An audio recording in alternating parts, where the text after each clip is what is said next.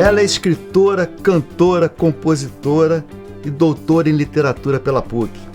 Trabalhou nos jornais Extra e o Globo, revista Rolling Stones e MTV.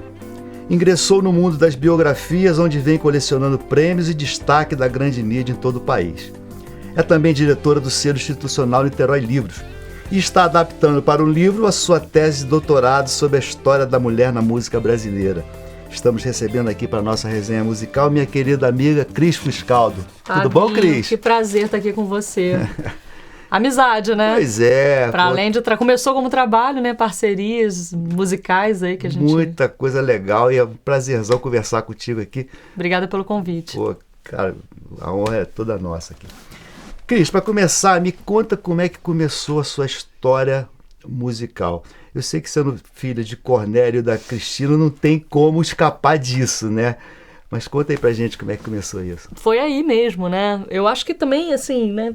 Ter nascido em Niterói, né? Porque Niterói é uma cidade muito musical, todo mundo sabe disso, né?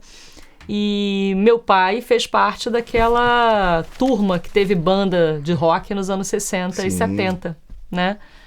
E então eu nasci em 80, já com a música dentro de casa, com meu pai fazendo roda, serechinha, rodinha de violão com Dalto, né? Gravando com o Marco Sabino, no estúdio de Marco Sabino. E meu irmão com 5 anos já tocando violão com ele, com 8 já era baterista da banda dele, de rock. Então foi muito dentro de casa mesmo. Muito natural, né? Muito natural. Eu, na adolescência, comecei a cantar nas bandas, né? Com meu pai ali, cantar em casa com ele, depois subir no palco para cantar. Mas o meu primeiro interesse, assim, e acho que também... As mulheres são menos incentivadas do que os homens, né? Isso tem a ver com essa tese que eu escrevi sobre as mulheres. Então, meu irmão com 5 já tocava, estranha, né? Eu com 5, com 10, ainda estava com a família... Não, vai estudar, vai brincar de boneca, né? Mas, ao mesmo tempo, quando meu pai percebeu que eu também tinha interesse na música, ele começou a me trazer também. Me deu um violão de presente... mas aí eu já era um pouquinho mais velha, pré-adolescente, adolescente, já estava com milhões de interesses, né? Mas o principal que veio dele foi a coisa de ler muita revista. Meu pai colecionava muita revista de música, lia livros, biografias, e tinha também muito documentário em VHS, né? Ele assistia, comprava, colecionava isso. E aí eu gostava muito dessa muito parte. Antenado, né? Muito legal isso. Você captou. Eu gostava disso. Eu gostava das histórias, de sentar com ele no sábado de tarde e assistir a história de Jimi Hendrix, a história de Janis Joplin, a história do Mamas and the Papas, e que era o que ele, né, curtia. Né? Depois, na adolescência, que eu descobri a MPB, um pouco sozinha, que não era... Ele gosta de muita coisa, mas ele ouvia basicamente rock dentro de casa. Então, a MPB eu meio que descobri na rua, né? E aí que eu comecei a ler as biografias relacionadas à música brasileira e comecei a identificar as que não existiam, né? Comecei a pensar, por que não tem essa aqui, esse artista, por que não tem uma biografia? Porque o Brasil é muito pobre em biografia, né? Nos Estados Unidos você chega... Eu fiz um evento de um livro meu num sebo, numa livraria sebo em Nova York, aí tinha um totem de Bob Dylan com um texto assim: aqui tem mais de 35 títulos sobre Bob Dylan. Olha só. Aqui quando você tem 1 ou 2, né, sobre um artista... Olha lá, já é muita coisa. Olha lá, que às vezes não tem, a maioria não tem. É verdade. Cris, fala um pouco da Cris jornalista. Como é que foi essa experiência aí, a parte de jornalismo? É uma continuidade dessa adolescência leitora, né, e já pesquisadora, né? Já gostava dessas pesquisas, né? Dos documentários e revistas de música. Mas na hora do vestibular, eu queria fazer letras, porque eu achava que para escrever, eu queria escrever livros. Já pensava nisso. E eu achava que para escrever letras ia me orientar melhor. Sim. E aí, de novo, meu pai falou assim: poxa, mas letras você vai acabar dando aula, você vai acabar caindo na coisa de lecionar. Né? E é isso que você quer? Porque escrever, talvez o jornalismo te leve, né, mais. E a gente tinha um exemplo, né, que o Luiz Antônio Melo é primo do meu pai, um primo distante. Meu pai é Melo também. Eu também tenho Melo no nome, o meu com um L só, porque a família foi registrando errado. O Melo do Luiz Antônio Melo com 2, né? Que é o original, o correto. Então ele era também um exemplo, né? Porque tinha toda aquela história da Rádio Fluminense, da Maldita. A gente cresceu ouvindo essas histórias também, né? E tendo esse primo jornalista que escrevia para jornais, que trabalhou em rádio e que fez livros e tal. Então, na hora de fazer o vestibular, na dúvida, meu pai quase me convenceu, mas eu fiz os dois. Fiz jornalismo e fiz letras. Na dúvida, eu falei, não sei o que fazer. Só que eu comecei a trabalhar como jornalista já no primeiro ano. Já foi logo para a batalha. Já fui escrevendo. Tinha uma revista de Niterói chamada O Cais, que era editada pelo Paulo Roberto Chequete. Tinha um site de Itacoatiara, do André Santana, chamado itacoatiara.com. Foi um dos primeiros sites de Niterói. O André fazendo Dreamweaver, aquela coisa bem artesanal, e ele me deu uma coluna chamada Coluna da Cris para eu escrever sobre música. E o Chequete também uma coluna no Cais. Então já comecei a escrever para esses veículos em Niterói. Isso já me levou para coberturas, né? Vou cobrir um show no Teatro Municipal. Aí já comecei a abusar da que eu sou e já era, a entrar em contato com a assessoria de imprensa do Canecão, ir pro Rio, vou cobrir um show no Canecão. Os voos começaaram a ser maiores. Comecei a voar mais alto. E, quero entrevistar artista, né? Entrevistei Serginho Cavazoli, foi a primeira entrevista que eu fiz em Niterói com um artista. Que legal. Depois eu já fui para Paulinho Mosca, já, né, mais nacional, né? Uma coisa de um cara que estava muito em rádio naquele momento. E aí comecei a estagiar no Globo, na Infoglobo, né? Num site chamado globonews.com, depois que virou o Globo Online, aí de estagiária fui pro Jornal Extra, e aí todo esse caminho... Sempre falando de música, né? Sempre falando de música. Não te jogaram pra coluna policial, uma loucura dessa não? Cara, eu queria muito ter feito jornalismo policial. É mesmo? Porque dizem que é onde você aprende a fazer jornalismo. Imagino, né? Então, na faculdade... Isso pega ali, né? Não, olha que loucura. Eu fiz várias provas, assim, Jornal Fluminense... Prova de estágio, O Povo. Eu fiz várias provas de estágio e eu não passei para nenhuma. E para música eu passava para todas. Olha só. Ou seja, eu fui escolhida, né? Assim, acabei não fazendo. E eu gosto até de ler, eu gosto de crime series, eu adoro essa coisa policial, que é uma coisa que tem nada a ver com música, né? Mas eu acho que o gostar disso me faz ser também mais investigadora na música. Eu falava, você gosta da investigação, descobrir as coisas, né? Eu gosto muito de música, claro, né? Não é óbvio, né? Mas eu gosto mais de apurar, investigar os motivos da história, né? Que levam a história a acontecer desse jeito, do que decorar quantos minutos tem cada faixa de cada disco, de todos os discos, de todos os artistas, né? Claro. Porque tem esse tipo de jornalismo também, a pessoa que sabe tudo de todos os discos. Eu gosto mais da história amplamente. Sim, mais completa, mais né? completa. Maravilha. Bem, então vamos chegar nas biografias. Vamos falar de cada uma delas, tá? Vamos começar então com a discografia Legionária, né? Que foi a sua primeira discografia, foi em 2016, se não me engano, não é isso? Dezembro de 2016. Conta como foi isso. Pega aí pra gente dar uma olhadinha. Eu trouxe até aqui, tem uma sacola de livros. É Discobiografia Legionária, que é a biografia da discografia, né? Maravilha. Eles chamam... eu dei esse nome porque esse livro, assim, ele foi um pouco uma obra do acaso que deu uma virada na minha vida, porque eu, né, queria escrever livro, passei muitos anos tentando escrever livros. A gente teve uma questão no Brasil, que foi Roberto Carlos conseguiu proibir na justiça... Perdeu na justiça, não foi? Não, ele ganhou na justiça a proibição da biografia que o Paulo César de Araújo tinha escrito sobre ele. Paulo César perdeu e os livros foram recolhidos. E aí as editoras pararam de investir em biografias. Exatamente no momento em que eu estava quase fechando o meu primeiro contrato. Que era esse? Não, era Zé Ramalho. Com Zé Ramalho. Que é um livro que a gente sempre fala. Como é que tá aquele livro? Como é que tá o Zé? Esse é o livro Saga, que eu nunca terminei.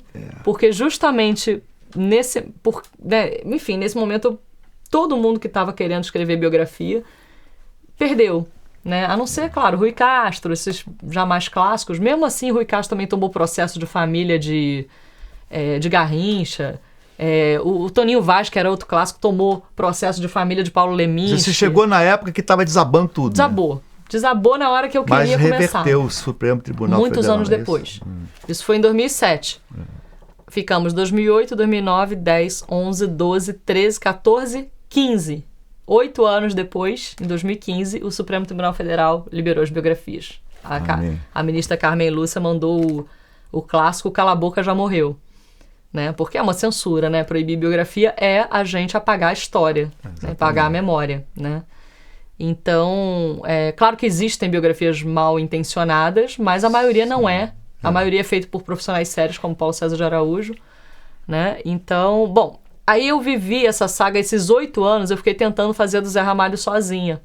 Mas é muito complicado fazer biografia sem apoio, financeiro principalmente, né? É caro, você tem que viajar. Zé Ramalho é um cara que é do sertão da Paraíba, então eu fui ao sertão da Paraíba 4 vezes já, ou 5. E nisso dinheiro, né? Aí de que acaba dinheiro eu paro de fazer o livro, vou fazer outra coisa, né? Então esse livro ele ainda continua, né? Continua, tem mais da metade escrito já, mas eu agora, por exemplo, tá parado porque eu tô fazendo outras coisas. Aí, 2008, 2009, logo depois dessa confusão das biografias, a gravadora EMI Odeon me chamou para fazer os textos dos encartes dos vinis da Legião Urbana que eles iam reeditar. E aí lançaram em 2010 os vinis com o encarte original e um outro encarte que era um texto escrito por mim, baseado em muitas entrevistas que eu fiz. Não era um release, era uma história mesmo, contada. E aí os fãs de Legião ficaram loucos, porque era muito caro o disco, aí eles mandavam mensagem, eu não consegui a coleção inteira, manda pra mim o texto. E eu não podia, né? Era um trabalho que eu tinha feito pra gravadora. Aí eu vi que ele tinha potencial. Falei, pô, isso aqui é um livro, né? Se pegar cada um dos textos dos discos e juntar, dá um livro. Por que não? E aí pedi autorização à gravadora. Quando o STF liberou, né? Falei, bom, eu fazendo Legião Urbana, eu começo a abrir o mercado, né? Pra vir com o Zé Ramalho, pra vir com meus outros projetos. E aí, de fato, abri o mercado, mas não foi tão simples assim, né? Eu lancei o Discobiografia Legionária em dezembro de 2016. Ele foi muito bem sucedido entre os fãs de Legião, que são super leais, assim. Até para uma autora nova, né, que estava chegando com o primeiro livro, ele vendeu 10 mil cópias em 3, 4 meses. Isso é muito bom para Brasil. Nossa. Mas aí eu tive encrenca que a editora não pagava, não sei o que. Aí, de novo, Zé Ramalho, que eu estava esperando, né, a renda desse para poder investir no outro. De novo, Zé Ramalho foi encostado. E eu tive que ter alguma ideia incrível. E aí vem o segundo livro, que é o Discobiografia Mutante. Mas nesse livro aí, só uma pergunta. Não teve uma treta com o filho do... Não. Não, né? Porque ele assim, sempre tem treta com ele, na né? verdade, com o filho do... Eu trabalhei do Renato Russo. Eu trabalhei para não ter treta. Que bom. Quando a gente fez o trabalho para a gravadora, ele ainda não tinha assumido as coisas do pai. Então eu lidava com o Marcelo Frois, que é um pesquisador musical que representava a família no Rio de Janeiro. Então eu falava com a família que era, na verdade, a mãe do Renato Russo e a irmã, a Carmen e a Carminha. Relax, né? Ótimas. Mas eu falava com elas através do Marcelo Frois, que também queria que as coisas acontecessem, né? Todo mundo queria que as coisas acontecessem para a memória da Legião. Aí, quando veio a história de fazer o livro, o herdeiro já tinha assumido as coisas do pai. E aí já estava tudo muito difícil. Esse livro, na verdade, era para ser outra coisa. Era para ser um songbook deluxe com os textos e partituras que o Dado Villa-Lobos tem. Tá lá na casa dele, guardado, enterrado. Porque aí, como o herdeiro não libera e não liberou, isso aconteceu. Mas não foi uma treta, ele não liberou. Mas aí, por que esses caras não liberam? O que eles pretendem? Porque é isso, porque os artistas precisam aprender muito sobre memória ainda. Precisam aprender com Bob Dylan, com Rolling Stones, com Paul McCartney, com todo mundo que tá aí. Que muitas vezes eles falam, não, eu não autorizei essa biografia, mas não posso fazer nada. Porque é isso que tem que ser feito, entendeu? Claro. Tipo, o artista pode chegar e falar, eu não gosto desse trabalho. Né? Se você se achar ofendido, você tem meios legais para você olha, meu irmão, você falou mentira aí, Exatamente. eu vou te processar. Exato. Então, assim, como ele não liberou as partituras, eu acabei fazendo um livro só contando a história, mas, por exemplo, não tem Legião Urbana escrito na capa, porque Legião Urbana é uma marca que está registrada. Olha e que só. causa toda uma briga do herdeiro com o Dado Villa-Lobos e o Marcelo Bonfá, né? Então, pra que eu vou entrar nessa briga? Não. Criei outro nome, Discobiografia Legionária. Certo. Os fãs de Legião se auto-intitulam legionários, então esse livro falou diretamente para eles, assim, entendeu? A gente teve até a oportunidade de fazer se você fez um lançamento, né, como chamamos o Paquetá, né? O Cadu Lambac. Cadu, né? Paraná, Paquetá. Eduardo Paraná, que foi o primeiro guitarrista da Legião. A gente fez lá, foi um barato, né? Isso mesmo. No Multileitura. Multileitura, isso mesmo. Feira literária com música, foi muito legal aquilo. Foi muito legal aquilo. Bom, vamos lá então. E passou para o segundo, que foi a discografia Mutante, que eu amo. Discobiografia Mutante. Mutante, você tocou no... Nossa, conta aí um pouquinho disso aí. Tem que fazer assim, né? Gente, fala aí, você conheceu a Rita, o Sérgio... Esse livro, assim, Mutantes foi... Quando eu falei que descobri MPB meio sozinha, né, na adolescência, eu descobri Caetano, Gil e tal, e naturalmente cheguei nos Mutantes. É claro que meu pai ouvia uma coisa ou outra dos Mutantes em casa, mas eu nunca tinha escutado um álbum dos Mutantes. Quando eu descobri Mutantes e comecei a escutar os álbuns dos Mutantes... Cara, eu entendi a banda, sabe? Cada álbum é uma história, álbum, sabe? E o som dos caras estava muito à frente daquele tempo, né? Você vê que os caras estavam lá nos anos 60, uma sonoridade burra. Não, e eles, justamente, eles tinham o que eu estava tendo naquele momento. Eles são roqueiros que começam a tocar com Gilberto Gil, ou seja, absorvem a música brasileira e viram essa mistura de MPB com rock, que é o que eu sou. Então, Mutantes, se você perguntar qual banda te define na vida, na história, é Mutantes. Olha só. E isso ficou na minha adolescência. E aí, na faculdade, na hora de escolher um tema para monografia, eu escolhi falar sobre as capas de disco dos discos dos Mutantes, que também são super incríveis as capas, né? Eles mesmos produziam e tal. Aí, bom, fiquei com essa monografia escrita ali, bem infantil, né? Aquela coisa de fim de faculdade e tal. Nem tão infantil assim, mas, né?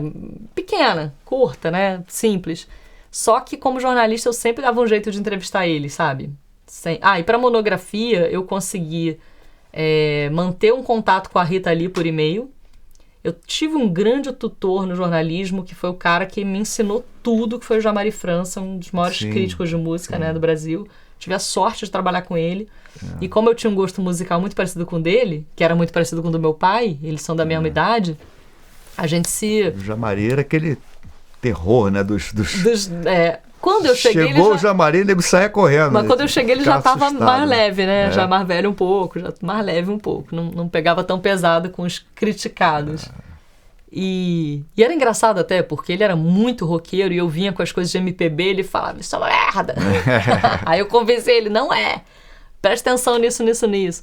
A gente trocou muito e ele fez uma ponte com a Rita. Ele era amigo dela, né? E aí ele mandou uma mensagem, minha estagiária tá fazendo monografia sobre Mutantes, você fala com ela? E eu fiquei trocando e-mails com Rita. Olha que legal. Ela só dava entrevista por e-mail. E aí foram, né, depois, alguns anos, eu sempre entrevistei... e o Sérgio Dias também, quando eu tava também na época da monografia, eu consegui o telefone dele, liguei pra ele, tremendo, né, falando, cara, ele não vai, né, um estudante e tal. E aí eu falei, Sérgio, então, isso aqui, monografia e tal. Aí ele veio e falou assim, claro que eu falo com você. Você não quer vir aqui em casa no sábado? Isso era uma quarta-feira. Eu falei, claro que eu quero.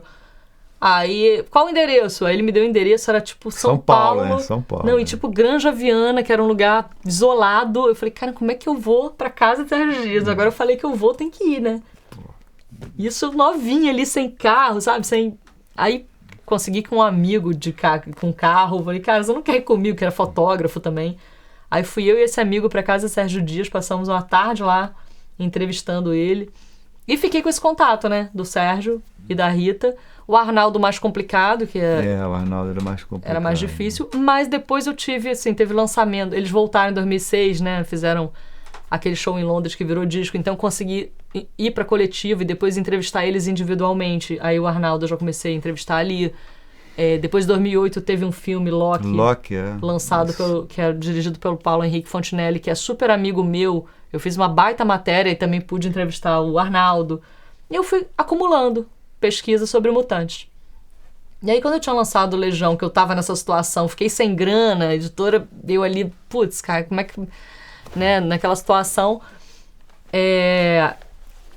2017, né? Porque ele foi lançado em dezembro de 2016. Então, 2017 inteiro eu tentando respirar, né? Para retomar Zé Ramalho, para ver como é que eu ia fazer. E fazendo freela, fazendo doutorado, né?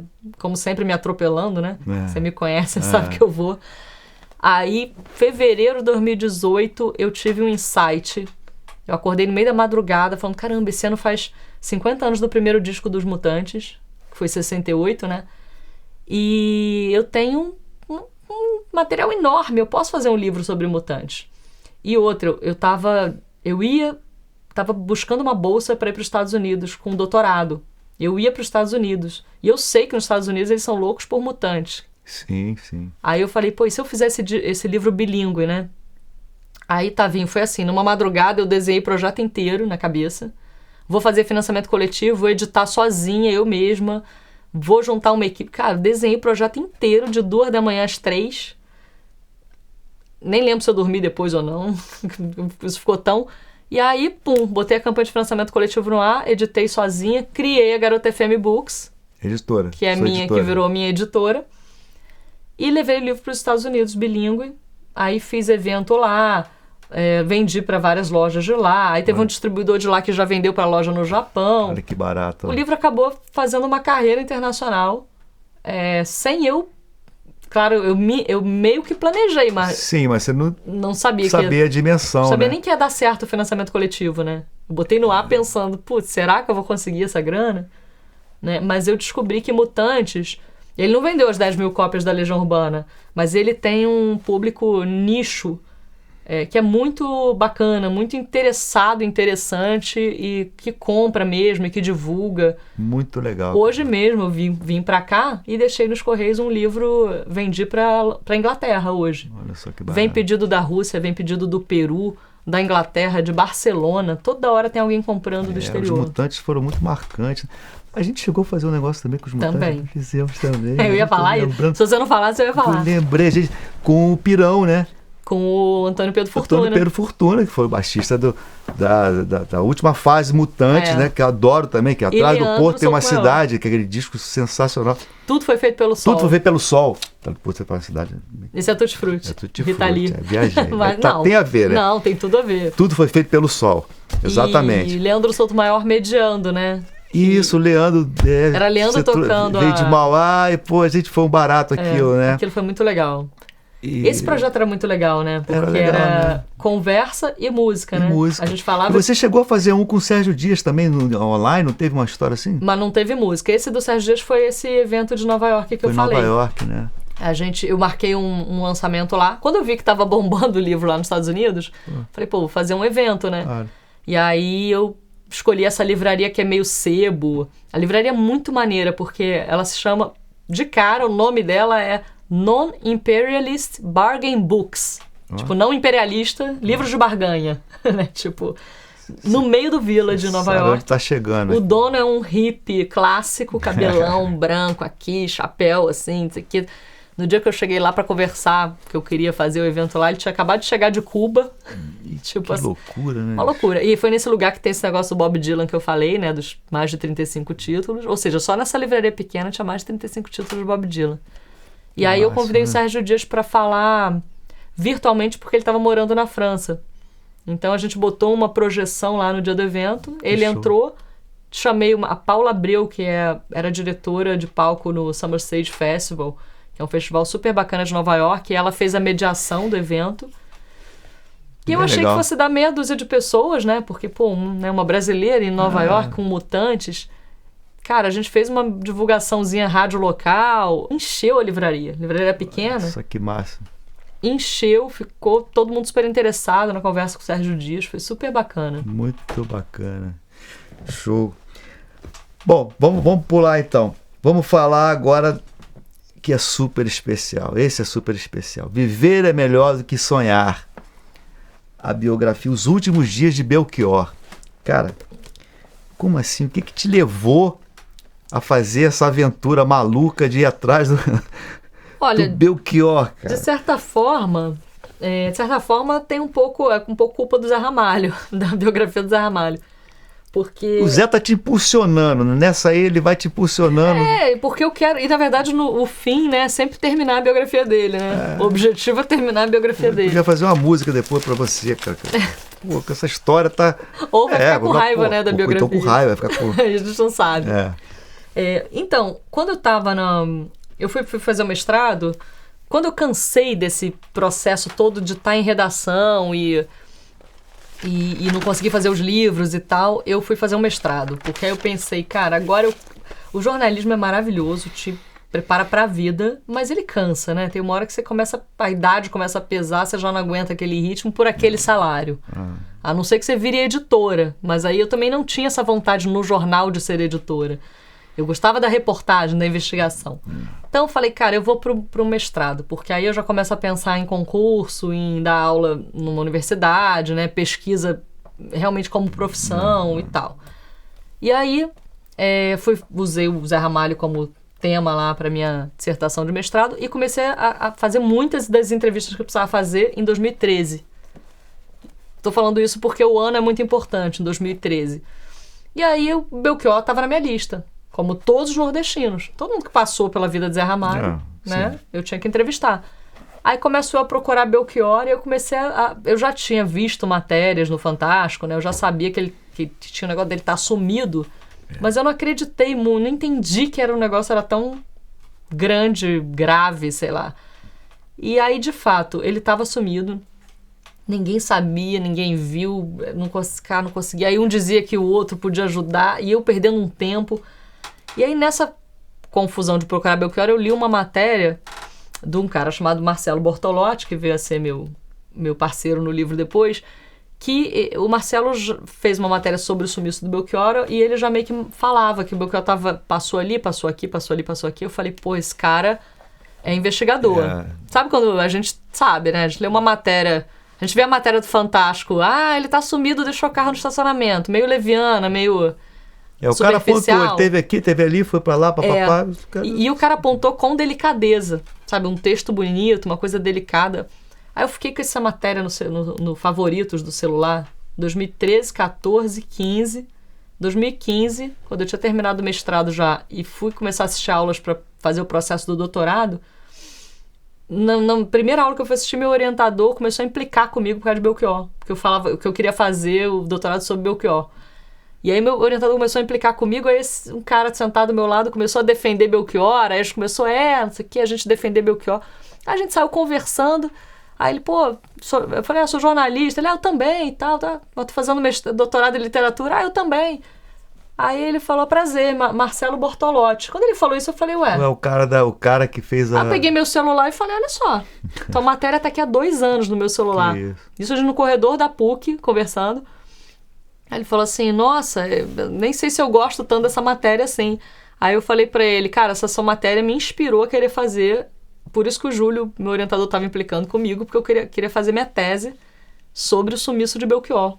E eu não sei, acho que não vai rolar, talvez não caiba num doutorado e tal. Você não quer fazer esse livro comigo? Foi assim, no corredor da PUC, no primeiro dia que eu conheci, um ato maluco, né, porque escrever livro a 4 mãos não é uma coisa simples.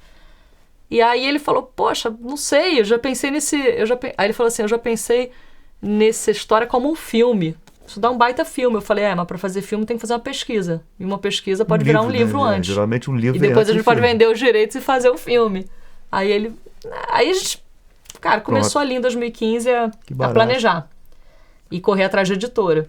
E aí as editoras, né, no Brasil, com essa história toda, e o Belchior ainda estava vivo, e começava, mas ele está vivo, a história não tem fim. Pô, claro que tem fim. Óbvio, né, tem... enfim. E aí, 2016, a Sonora, que era uma editora também que estava me apoiando na história do Zé Ramalho, mas na confusão.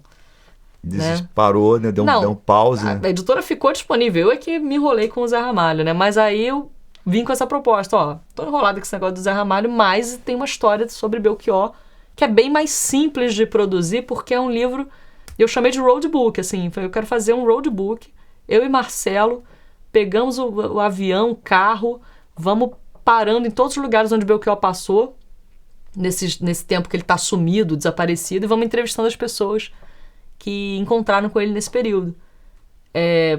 E aí a gente vai escrevendo no caminho, vai fazendo um diário de viagem e tal, depois a gente junta, né, o meu e o dele e transforma isso num livro.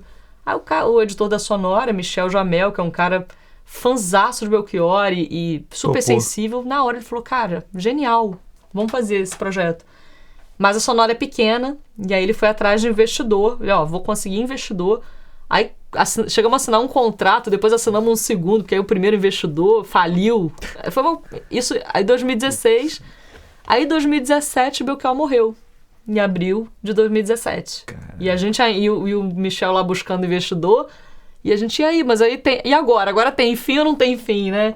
Que a gente chegou a ficar meio assim, a gente queria encontrar o Belchior. O projeto era encontrar o Belchior e dar voz a ele, parar de ficar ouvindo o que o Fantástico tinha a dizer sobre ele, entendeu? Sim. Que a gente, como jornalista, estava muito magoado com o jornalismo. Tinha muita história estranha, né? Não, tinha um monte de coisa esquisita. Muita acusação, criminalizaram ele. Não é que ele era santo, não. Mas, já julgaram e botaram ele no papel. Condenaram e... Sabe?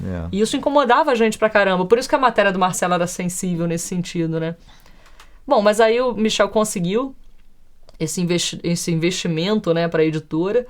E a gente caiu na estrada em dezembro de 2017.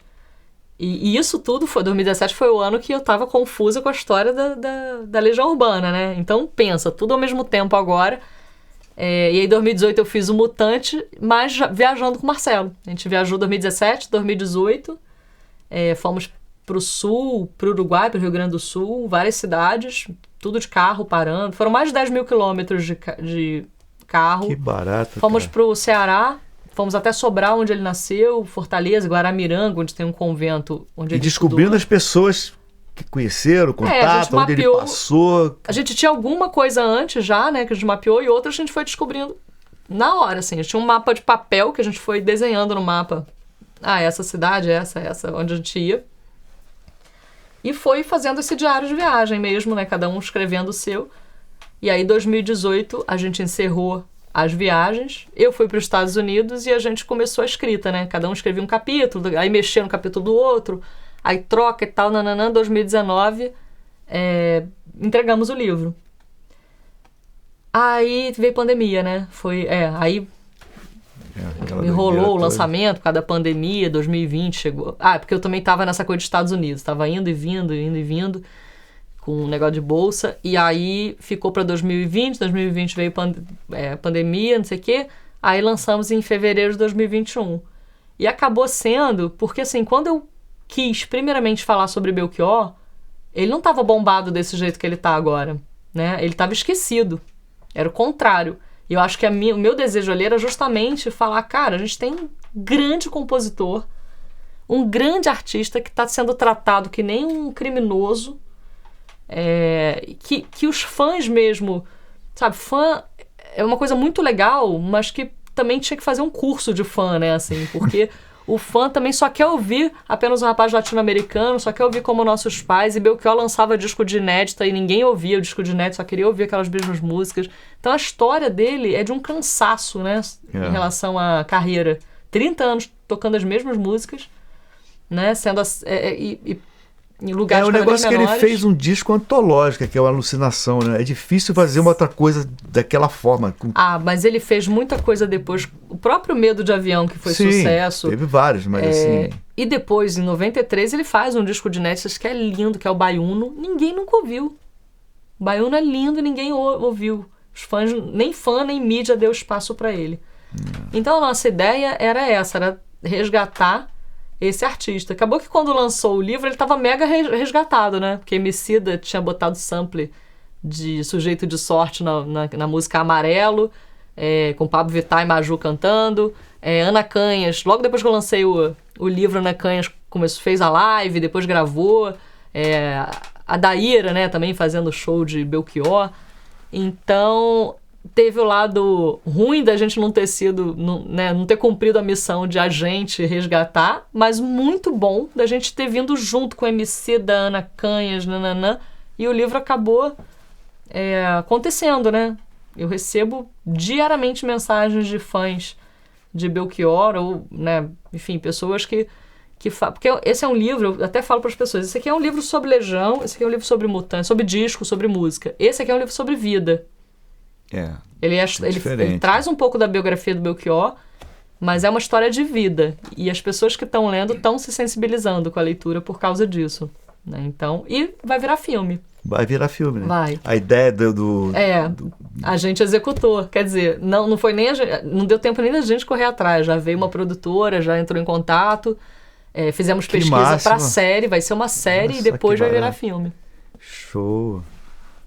Ou seja, deu tudo certo, né? No fim das contas, que maravilha. Foi Você vê como é que é a vida, né? O encontro tinha que ser ali, né? Vocês se encontraram ali para trocar essa ideia. Destino, né? Muito bacana. Que isso, 2013 a 2015, né?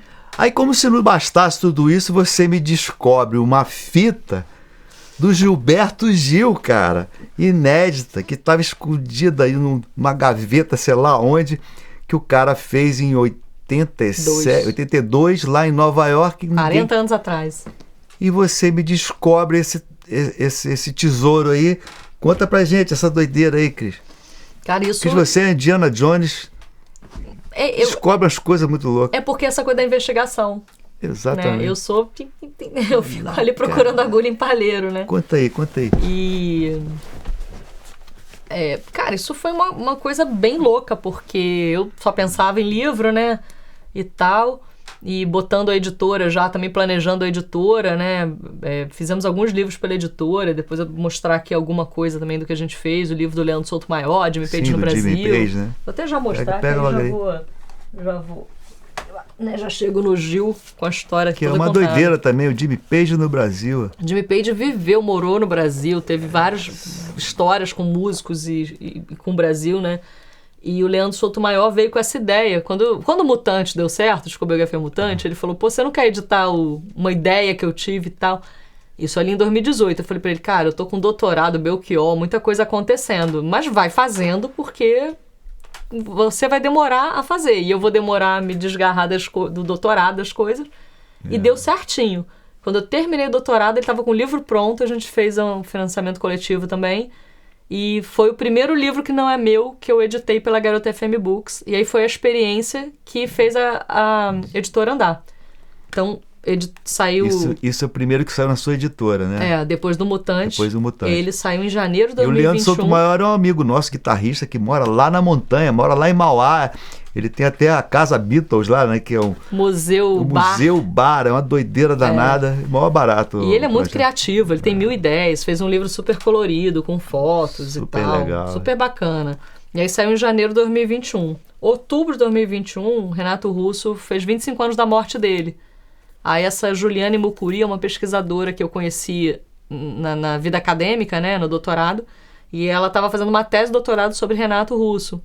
E aí ela também conversou comigo, eu fiquei super interessada, fizemos o lançamento pela Garota FM Books em outubro de 2021, desse Renato Russo. Então a Garota FM tá todo vapor. Tá todo vapor. Agora a gente tá... Eu não tenho o livro, mas eu tenho a capa impressa. O pergaminho você trouxe aí, o pergaminho. Falando que ela é a Indiana Jones. Esse aqui vai sair agora, que é 1979, o ano que ressignificou a MPB. Olha só. É um livro que traz 100 artigos sobre discos que saíram em 1979.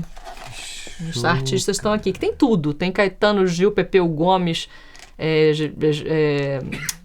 Ópera do Malandro, Elba Ramalho, tem, enfim. É riquíssimo, 100 discos. Esse aqui é o próximo a ser lançado pela editora. Primeira mão aqui, vamos... E tem outros projetos aí já rodando, né? Então, isso tudo foi assim, de outubro, eu defendi minha tese em outubro de 2020. E a editora eu botei pra correr ali em outubro de 2020. Mas, em 2019, eu estava numa segunda ida... Na verdade, eu tinha voltado dos Estados Unidos, estava para terminar, né, faltava um ano para o doutorado, e meu marido ganhou uma segunda bolsa para voltar para os Estados Unidos. Oba! Aí, aí voltei com ele, né? Aí ficou uma coisa... Aí, nessa confusão, eu conheço um cara do Google que estava procurando um pesquisador ou uma pesquisadora musical para tocar um projeto, que ele não disse o que era no primeiro momento. Aí eu fiz um orçamento, ele falou que era só um museu voltado para música, não sei quantos itens. Primeiro eram só 10 mil fotos e tal. Aí tá, quando a gente fechou o negócio, ele falou, então agora que a gente fechou, eu posso dizer o que é. É um museu do Gilberto Gil. Quase caí pra trás, né? Porque eu sou fã. Falei, achei que fosse um museu qualquer coisa sobre, né? Tipo, podia ser qualquer coisa, mas Gilberto Gil. E aí, beleza, começamos esse trabalho de mapear essas 10 mil fotos que eles já tinham digitalizado da infância até 2011, de Gil. E nessa conversa com o cara do Google, ele falou, é legal você ir lá na GG Produções, que é a produtora do Gil, e olhar as gavetas e ver as coisas que tem lá pra gente saber o que a gente pode botar, depois dessas 10 mil itens, o que a gente pode trazer para complementar, né, o museu. E aí, Tavinho, foi mão saindo preta de poeira, né, de sujeira, gaveta, armários, mexe em documento, baú, conversa com não sei quem da GG, conversa com não sei quem lá, baús, quartos, né, aí a GG tinha separado do estúdio palco, era tudo no mesmo lugar, numa casa na Gávea, aí a GG foi para uma outra casa na Gávea menor e o estúdio palco ficou lá no alto da Gávea. Aí vou pro estúdio palco, abre... Esse dia das fitas, eu saí com uma sinusite braba. Fui parar no hospital. Eu não estava preparada para quê? Poeira, cara. Fungos. Eu fui lá para dar uma olhada. Só que aí, né, dar uma olhada. Eu, investigadora, já já mergulhei. E tinha gente já da minha equipe, que eu montei uma mini equipe primeiro, né? Depois ela foi aumentando. No final, trabalhei com 20 pessoas. Nos 3 anos e meio de trabalho. Mas nesse dia eu tava com acho que 2 pessoas, né, da mini equipe. E aí a gente já começou a mapear, vamos aproveitar que a gente tá aqui, anota aí, tem não sei quantas fitas beta, não sei quantas CAN, não sei quantas VHS, sei quantas rolo, não sei quantas DV, CAN, enfim, né, todo tipo de fita, de mídia, tinha mais de 1000 mídias. E aí eu separei mais ou menos 900 e pouco que eu vi que podia ter raridade. Porque era fita que ou não tinha rótulo, ou o rótulo era uma coisa que eu não reconhecia. E aí, se eu não reconhecia, é alguma coisa que não foi lançada. Né? Vamos ver o que é. Mas naquela correria, né? Anota aí, separamos aquelas caixas do que o Google ia digitalizar. Passei para o Google, tem isso aqui. E acho que isso aqui tem que ser digitalizado. Aqui deve ter raridade. E papéis também. E papéis, documentos, diplomas... vamos fazer foto de medalhas, sabe? Tipo, todo um planejamento para os anos seguintes. Então, fui para os Estados Unidos nesse momento, coordenando esse trabalho, né? Eu e essa mini equipe, cada um em home office, mexendo com uma parte de fotos e tal, enquanto o Google digitalizava esses áudios. Aí, entramos em 2020, voltei dos Estados Unidos para uma etapa maior, e aí a gente começou essa etapa maior junto com a pandemia. E aí foi, né, tudo meio complicado, porque a gente tinha que, né, ir lá, já não ia lá, o digitalizado, a empresa parou no meio. Mas a gente teve o Gil muito disponível, né? Justamente porque não estava em turnê, fazendo show, então fizemos muitas entrevistas com o Gil e tal. E aí chegou o material de áudio. Quando chegou o material de áudio, eu já peguei uma equipe de 20, eu já sabia, assim... Quem é o pesquisador musical que sabe os minutos do disco e tal, Ricardo Scott. Quem é a pessoa, a baiana, a pessoa que é da Bahia, que vai trazer uma coisa que a gente, né, um lugar de fala, inclusive, que eu não tenho, uma jornalista afrodescendente e tal, Ceci Alves. Então eu tinha isso na equipe também, eu também criei uma equipe... Já pensando, né? Para pegar o de melhor, né, o que aquela pessoa tinha de melhor para aquilo, né? E botei na mão do Scott. Falei, Scott, tem raridade aqui. Eu lembro... Aí eu falei isso 2 anos depois, né? De eu ter ido lá. Falei, eu lembro que eu não reconhecia esses rótulos de cara, né? São coisas... Tinha uns que estavam sem rótulo. Ouve aí e me diz. O que tem? E aí o Scott começou a ouvir e falou, olha, tem isso. Tem umas falas, umas entrevistas do Gil assim, tem uns... E tem um disco inteiro em inglês. Aí eu falei, opa... Mas um disco inteiro em inglês, aí ele falou assim, não é o Nightingale, né, que ele já tinha feito. Ele, não, deve ser aquele disco que ele cancelou, porque eu não conheço essas músicas. Aí eu falei, deixa eu ouvir. Aí quando eu ouvi, eu falei, não conheço as músicas, né? Tinha a versão de Deixar Você em inglês, Lua Estrela, tinha Estrela, uma versão em estrela, de Estrela. E fora isso, um monte de música caribenha, uma coisa meio Jamaica, meio Caribe, assim, que, sabe, a gente não conhecia. Aí, Scott, eu vou ver porque esse disco foi citado no encarte do Banda 1, que quando foi reeditado na Caixa Palco em 2002. Ou seja, em 2002, o Marcelo Frost, que fez a Caixa Palco, ele citou que existia esse disco, mas que ninguém tinha encontrado, que estava perdido. E aí o Gil também falava, pois eu acho até que esse disco ia se chamar Jump for Joy.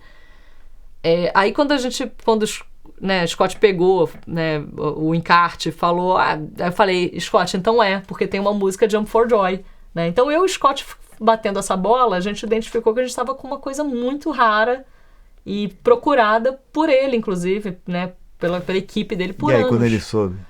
Não, aí quando a gente mandou, primeiro a Flora Gil, né, mulher dele, que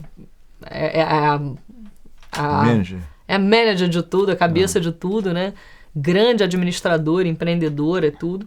Ela falou, nossa, a gente precisa ouvir isso, vamos botar a Gil pra ouvir e tal. Aí fizemos um encontro, eu, Gil, e a Laura Zandonade, que é daqui de Niterói, cantora, e que também é formada em jornalismo, trabalhou comigo nesse projeto o tempo todo.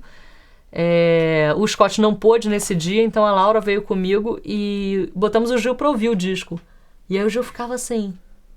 Nossa, é mesmo, sabe? Foi uma experiência assim, muito doida, cara, né? Barato. Botar o Gil pra ouvir um negócio 40 anos depois.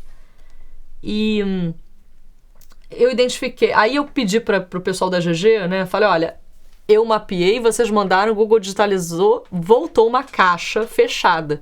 Isso no meio de pandemia, né? Falei, eu preciso que vocês abram essa caixa pra mim e fotografem o encarte. Porque eu não fotografei as 1000 cópias naquele dia, né? Eu tinha um horário ali pra... Aí elas, meu Deus, porque a caixa tá não sei aonde, pandemia. Eu falei, alguém vai ter que ir lá e fotografar. Eu posso ir, inclusive. Aí foi alguém da GG, abriu a caixa e fotografou pra mim, né? O encarte. Tinha um labelzinho? O labelzinho da cassete. E aí tava escrito Produced by Ralph MacDonald, que, né, produzido por Ralph MacDonald, que foi esse produtor de Trinidad e Tobago, que morava radicado em Nova York, ou nascido em Nova York, agora eu tô confusa, mas enfim, a origem dele é caribenha, né? E aí as músicas, nem todas as músicas tinham nome, só acho que 5 tinham nome e 4 não tinham. E não tinha que Jump for Joy era o nome do disco. Aí eu, conversando com o Gil, induzi que ele ficou com Jump for Joy marcado na cabeça, porque é uma música que tem a participação da Roberta Fleck, que canta Killing Me Softly, enfim, uma grande cantora, né? Tava nesse disco? Tá nesse disco? Tá nesse disco, a Roberta Fleck cantando. Então ele ficou com isso marcado, né, e chamava o disco de Jump for Joy. Mas na verdade o disco não chegou a ser batizado. E aí, tivemos que engolir isso, porque a gente não podia falar sobre o projeto pra ninguém, né? Tinha cláusula de confidencialidade até o último fio de cabelo. E a gente falando, caramba, a gente tá com um tesouro na mão, como é que vai ser isso, né? E aí fizemos essa exposição, o Museu do Gil, né? Esse trabalho todo. Pra esse museu do Gil, que é lindíssimo. Que se chama O Ritmo de Gil, né? No Google Arts and Culture, pra quem quiser procurar, né? Maravilhoso. Tem mais de 40 mil fotos e áudios que foi esse trabalho de mapeamento, né, de criação de títulos, né, a gente chama de metadados, que é título, data, local dos acontecimentos. E no meio da apuração, eu lembrei de umas fotos que tinham passado por mim, que estava cadastrado como turnê do Banda 1, em Nova York. E eu já tinha achado estranho, porque como é que é turnê do Banda 1 se eles estão dentro do estúdio? Sei lá, de repente durante a turnê entraram no estúdio, né, fiquei meio assim... Quando eu vi, né, que a gente definiu esse disco, eu falei, cara, aquelas fotos são do estúdio. Aí voltei lá, turnê Banda 1, era Ralph MacDonald e a banda. Olha só. Tinha foto no meio das fotos. E vem cá, eles vão lançar isso? O que eles vão fazer? Não sei, porque aí não passa por mim, né? Porque aí é questão de direitos. Tá lá, achou, tá lá. O tesouro tá lá, mas aí agora que eles... Agora, se eles quiserem lançar, tem que negociar com a Warner, né? Que foi a gravadora. Deve ser a gravadora. Tem que ver se eles acham. Que detém os direitos. O próprio Ralph MacDonald já morreu, então, né? Toda uma questão de direitos, né? Que não passa por mim. Mas tá lá, uma das mais de 140 exposições do museu é sobre o disco cancelado. E acabou dando uma baita repercussão, né? O museu todo é enorme, tem milhões de coisas incríveis, mas falaram muito desse disco, né? Nossa. Porque todo mundo adora, né? Quando acha uma Claro, coisa. mas é raro uma coisa dessa, né? Ainda mais esses caras Gil, assim, né? pô, Gilberto Gil, né? Que fantástico. Parabéns, e um cara. disco Mó que ele barato. cancelou, né? Um disco que ele, na verdade, gravou tudo e não gostou do resultado, assim, né? Ele não fala isso, assim, não gostei. Mas ele fala, faltou brasilidade no disco. Faltou brasilidade, aquela coisa, né? Que maravilha. Cris, você está atualmente como a diretora do selo Niterói Livros, que por sinal nós trabalhamos juntos na mesma sala, na sala dos selos, na Biblioteca Parque. E é o maior barato a gente tá né, nesse trabalho. Queria que você contasse um pouquinho da história do selo, dos projetos que você fez já como diretor e o que vem por aí, alguma coisa assim. Pô, eu primeiro queria dizer que eu sempre fui fã da Niterói Discos, né? Que a Niterói Discos quer dizer, eu cresci com a Niterói Discos, né? Convivendo com essa galera toda aí da música. Meu pai gravou pela Niterói Discos, né? Meu irmão, né? As bandas deles e tal. E eu, né? Trouxe aqui essa coletânea. Sim, essa é a Cris Cantora, exatamente, a Cris Cantora, que até eu tive o prazer de entrar no estúdio contigo lá. Exatamente. Eu, Cris e Thaís, no né? Estúdio do Amadeu. No Estúdio do Amadeu, seguindo a que foi aquele festival incrível, né? Festival, maior barato. Que a gente ganhou, né? Ficamos entre os selecionados e aí o Eu, Cris e Thaís, que é meu projeto com a Thaís Salles. Muito legal. Com 2 músicas nessa coletânea. Então tenho um orgulho também de fazer parte da história da Niterói Discos. E quando, na verdade, ano passado, né? Quando mudou a gestão, né? O Axel Grael assumiu a prefeitura. Marco Sabino, que eu conheço, sei lá, desde a pré-adolescência, né? Nem sei quando foi a primeira vez que eu estive com Sabino, mas eu já gravei em estúdio de Sabino com meu pai, essas coisas. E Sabino há muito tempo Máquina do Tempo? Não, na verdade, foi meu pai fazendo um arranjo para eu gravar para um projeto com Glorinha e Renato. Sim. Eu fazia aula com eles, aí a gente de vez em quando gravava umas coisas, né? Só que Sabino, independente dessa questão de pai, de família e tal, né? Porque fica parecendo também que, porque é filha do Cornélio. Mas a verdade é que eu saí de Niterói com 20 e poucos anos e fiquei mais de 15 anos no Rio. Ia sair da Nova York, Estados Unidos, né? Porque foi Nova York, depois Syracuse. Morei na Argentina também com uma bolsa de mestrado. Eu rodei, morei em Brasília. Há muito tempo que eu não pisava em Niterói, assim. Pisava pra ver a família, né? E numa dessas, eu nem sei como é que eu e Sabino nos reaproximamos, que eu não via Sabino, sei lá, desde a adolescência. Mas foi por causa de livro, foi por causa de pesquisa. Sabino me localizou, acho que ali em 2017, foi depois do Legião Urbana, ou 2016 antes, agora eu tô até um pouco confuso, que foi quando eu te conheci também. E Sabino começou a ter ideias, vamos fazer... Não, 2017 não, esse festival aí foi em 2010, 17. Sei lá. Não, conheci vocês em 2010, você em 2010. Sim. Mas quando a gente começou a trocar sim. A Cris, volta, jornalista, escritora, foi ali 2016 ou 2017, que agora eu não lembro, acho que foi 2016. E 2017 foi o projeto lá no Multileitura, eu com o Cadu Lambach. Isso. Então foi 2016. Isso. Sabino começou vamos pensar em projeto junto, você é jornalista, pesquisa musical, não sei o quê. Aí a gente pensou 1 milhão de projetos juntos, livros, podcast, um monte de coisa, né? Que foi uma vez que a gente foi na FAM até conversar com o secretário de Cultura, e aí foi quando a gente se reencontrou. Isso. E trocou o WhatsApp, e aí pronto, dali pra frente a gente ficou em contato.